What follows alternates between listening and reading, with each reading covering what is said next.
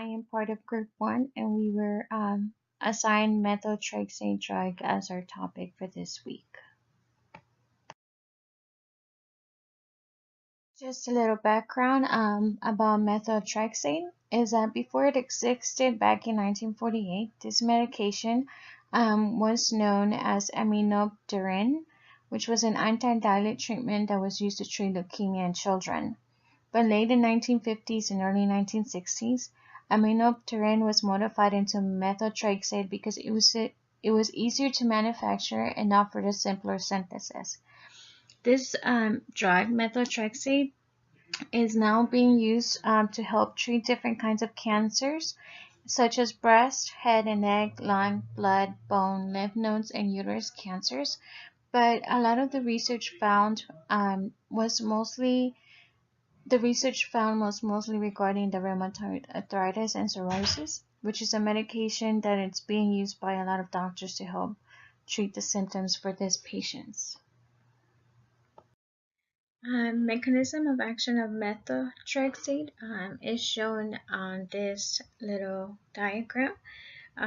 Methotrexate can inhibit two pathways, the dihydrofolate reductase, which will lead to either reduction of purine pyrimidine synthesis or reduction of the lymphotoxins through that whole process.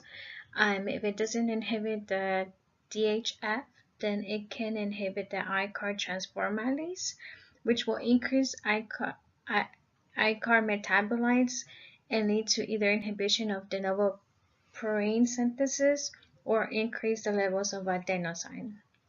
It has been said that a combination of these pathways can be the reason for the anti-inflammatory effect that methotrexate has on patients with cancer or with rheumatoid arthritis. These figures are representing the folic acid pathway that MTX, which is the methotrexate, likes to mimic. They both are always competing for the same receptor. On the right, you'll see, on the left, you see the normal pathway without the intervention of MTX. The folic acid becomes dihydrofolate, and then it becomes into tetrahydrofolate, which can lead to the DNA biosynthesis, the purine synthesis, the thymidine, or it can also lead to methylation cycle. On the right hand side, you can see the results of MTX being incorporated. You can see that if it blocks CHF, then it will also block the methionine pathway, pyrimidine and folate pathways, as well as the de novo pyrimidine synthesis. As if you look on the orangey color circle, that's the pathway being the ICAR pathway being blocked by MTX, which will also block de novo purine synthesis, purine and adenosine pathways. So this is a comparison of the cycles without MTX present and the cycle with MTX competing against folic acid for the inhibition of these pathways.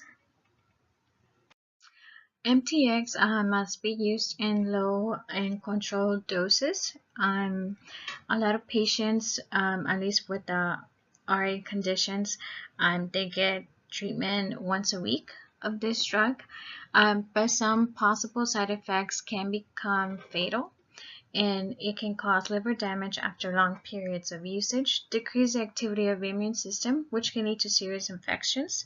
It can decrease number of blood cells made by the bone marrow, as well as many other symptoms that many other prescriptions could cause, like diarrhea, rashes, cough, and stuff like that. But the ones on this slide seem to be the the most serious ones, and many side effects can be caused due to the rapid destruction of cancer cells by this medication. It was also said on one of the papers that the effect of purine and pyrimidine biosynthesis is also responsible for many toxicities caused by MTX, including the bone marrow suppression, liver toxicity, and stomatitis. For this drug, most of the research that I found was mostly done regarding rheumatoid arthritis than cancers. My question is, if aminopterin was used to treat leukemia in children, and then MTX came along and it was a better prescription for many cancers, is MTX being used to treat children with cancers, or is MTX too strong for them to be consumed by? I just want to know if MTX is also for children as of today.